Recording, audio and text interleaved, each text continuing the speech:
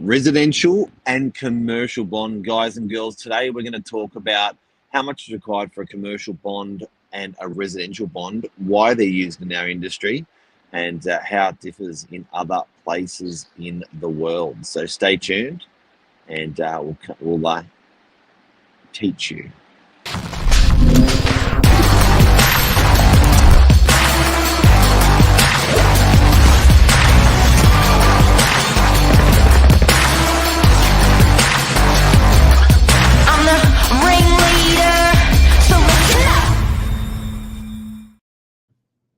Good morning. Hi, how are you? Hey guys. I've actually got something to tell you. I tried this new eye treatment on the weekend, Sunday night, thinking if I put this cream on, it's gonna help just help rest the eyes, but it's kind of left like this white stain under my eye. So it's probably good this camera's not any closer, but yeah, don't How do do you anything rest you don't your already eyes? know, guys. Hey? How do you rest your eyes? What was No, the problem I just wanted in the some first place? cream, a little bit of like, not kind of like moisturizer I thought it would be, to take some inflammation away. But yeah, just don't go experimenting, guys. It's not worth it. Just stick to what you know. You're trying to look young. Is that anti-aging cream? Yeah. No way. So yeah, Billy, you do look younger. Thank you. Yeah, It's good. yeah. It's good. Good thing because we're talking about a big topic this morning. It's a big Commercial one. and resi bonds. And it's not really discussed by people unless you're in the moment and you've done it. So we get asked in the industry all the time, what do we have to pay when I'm going into a rental property? And then what do we have to pay when I'm going into a commercial property? And it's always, people are always like, okay, great. But I guess you don't learn that sort of stuff at school. You only really use it when you need it. And you're like, okay, tell me all about it. Yeah, I think most people get their heads around a residential bond when they kind of start looking at moving out for the first time. And I think it's pretty easy. Like it doesn't seem as complicated as commercial, at least. And that's coming from an agent's perspective as well. For residential, it's generally a 4 weeks rent rule, just standard. It doesn't matter whether you're leasing a 1-bedroom or a house, apartment or a house. It's a blanket rule. 4 weeks rent equivalent. That's your bond, and it's paid to rental bond boards online, which is a government body. It's got nothing to do with the agency that you rent through, and that's kind of like it's a deposit, isn't it? Really. Yeah, so I guess it's collateral for if something goes wrong in the event of you not paying your rent on time or damaging the property. In New South Wales, you can't take more than 4 weeks bond for a vacant residential property. So it became legislation that you can't even, ask for more. The thing with bonds are that people, I guess for a landlord, there's a bit of risk there. And the landlord's got to go, well, if you put a little bit of money up front, it's less risk for me. For tenants, it's a fair whack to come up with that sort of money to sit there and do nothing.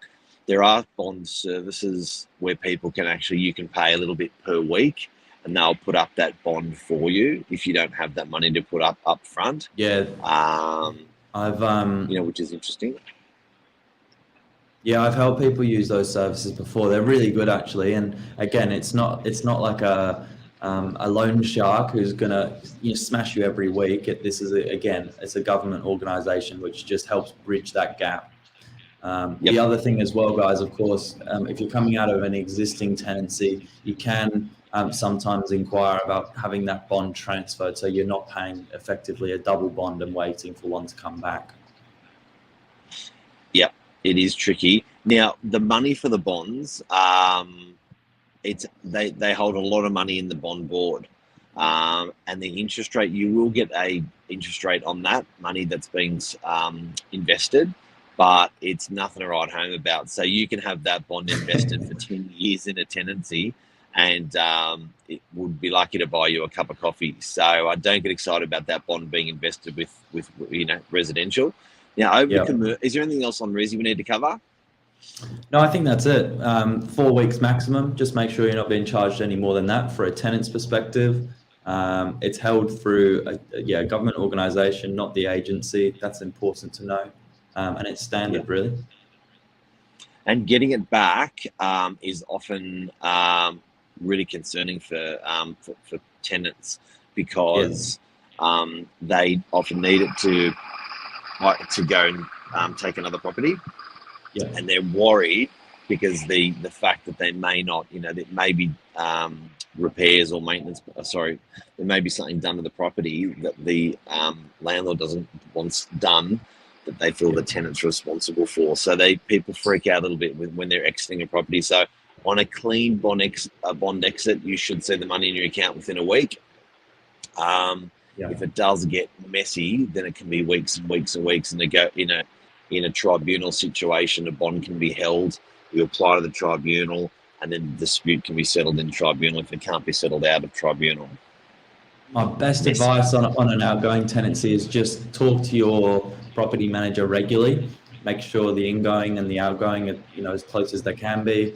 Let them know once you've moved out, so they can get through as soon as they can, and it'll be smooth. Big time. Now, over to commercial, guys, real quickly. These are not as regulated as the residential. So generally, you'll pay 3-month bond. As you go a little bit in larger premises, you can go up towards 6 months, and sometimes even a little bit more. And then they can be held in a couple of different ways. They can be bank guarantees. The form they're invested is a little bit different to residential. With residential, it's undisputably, it must go to the rental bond board. That does change with commercial, where it doesn't have to go to the bond board. It can be sitting in a trust account, invested. Then there's different types of bonds as well. But people can get confused, because you've also got, when you buy a property, you can use the deposit bond. So it gets a little bit confusing that way. But today we're specifically talking about rentals and bonds for rentals. Oh, bird's going to attack me. We're just tuning in for our morning minutes. Yeah. I thought it was going to land on me, little fella. So with it's similar to a Resi application, is it more appealing to offer a bigger bond? Like say 3 versus 6 months, is that common in commercial? Absolutely. I think in commercial, if you can put up a nice fat bond, it can help you almost get the property potentially, if you're up against some competition, someone else is trying to get it. If you got a big bond, that's nice security for an owner. They may even take a little bit more money if you offer them security, some owners. So if you're doing a big fat 6 months, that's really showing that you've got a good solid cash flow sort of business to sustain the good times and bad times in a commercial property. And if I'm not mistaken, in commercial, there's sometimes a rent-free period at the beginning. Is that right? Yep. So absolutely. For example, if you're offering a bigger bond, say 6 months, can you sometimes get your rent-free period extended a little bit longer? Absolutely. Like I think if you can spunk it up in one avenue, then you could probably ask for a bit of assistance in another avenue. So that works well. Yeah, cool. And it's good that it sounds like you can have it invested properly, because some people get annoyed when the money's invested with rental bond boards. You pretty much don't get a return. It's non-existent. But you're saying with commercial, you've got a bit more choice. Absolutely. And again, guys, like, how would you know? Like, if for a commercial property, I had this discussion, people can, assume 1 month, generally always, with commercial, and you sort of got to ask the question. And an owner can, it's a standard across the board 4 weeks with Resi, but an owner in commercial can basically just say, whatever, I want a year, I want 6 months, 9 months, 7 months. So it's quite flexible. Yeah. Ask the question. And do I look pasty today? No, it's just a bit glary in the background, but no, it's good. You're in a beautiful spot. It's a landmark location, that. Yeah. The residents are sitting well. Wynyard Station. That's what the hair doing. Yeah. Yeah. And Do you have access to these bonds before the end of the tenancy in commercial? No.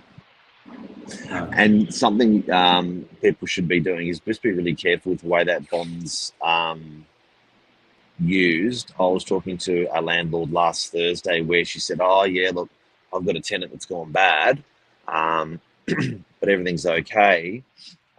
They're a cafe. They're still in the property. They're still operating. They owe $35,000, and I've just used their bond, so now they only owe me, I think it was 15 grand, and they're still there and they're still operating." And I said, "Who gave you that advice? Do not be using that bond while the tenant's in there. You've got to get them out.